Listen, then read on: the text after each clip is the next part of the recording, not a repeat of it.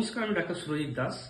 অর্শ বা পাইলস পেশেন্টদের কিরকম ডায়েট চার্ট হওয়া উচিত এটা অবশ্যই আপনাদের কিন্তু মাথায় রাখা উচিত। যে সমস্ত পেশেন্টরা পাইলস নিয়ে ভুগছেন তাদের কিন্তু প্রচন্ড পায়খানা শক্ত হচ্ছে, এবং শক্ত হলে জীবনকে একদম দুর্বিষহ করে তুলছে পায়খানা করার সময়, এবং প্রচন্ড ব্লিডিং হচ্ছে। আজকেও অনেক কেস দেখেছি যে পেশেন্ট পায়খানা করার সময় আতঙ্ক হয়ে যাচ্ছে যে এত রক্ত পড়ছে। তো আপনার ডায়েট চার্টে কিন্তু আপনাকে আপনার পায়খানা কষা থেকে দূর করতে পারে।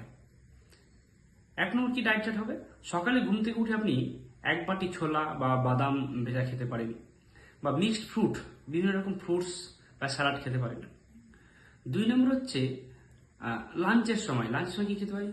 ঢেঁড়স সেদ্ধ, পেঁপে সেদ্ধ, আলু সেদ্ধ বা করলা সেদ্ধ দিয়ে ভাত খান। এক বাটি ডাল, ঠিক আছে, তার সাথে আপনি একটু মাছ খেতে পারেন, ঠিক আছে। এবং ইভিনিং কি করতে পারেন? ইভিনিং এর স্ন্যাক্সে আপনার কিন্তু তেলে ভাজাভুজি খাবেন না, বাইরের খাবারকে একদম অ্যাভয়েড করে চলুন। আপনি একটা বিস্কিট খেতে পারেন, নর্মাল বিস্কিট খেতে পারেন, এক কাপ চা খেতে পারেন, কোনো অসুবিধা নেই। রাতের বেলা কি খেতে পারেন? দুটো রুটি, এক বাটি ডাল, মানে গাঢ় ডাল, স্যালাড খেতে পারেন, এক বাটি সবজি খেতে পারেন, বেশি করে শাক খেতে পারেন। এবং স্যালাডটা অবশ্যই রাখুন, এতে আপনার পায়খানা নরম করবে, কারণ এই স্যালাডে প্রচন্ড পরিমাণে ফাইবার থাকে। আপনার পায়খানা নরম হলে কিন্তু আপনার পায়খানা যেই নরম হবে আপনার কিন্তু পাইলস ডেভেলপমেন্ট করতে দেবে না। সুতরাং অবশ্যই এরকম ভিডিও পেতে ডক্টর সুজাসকে ফলো করতে ভুলবেন না কিন্তু।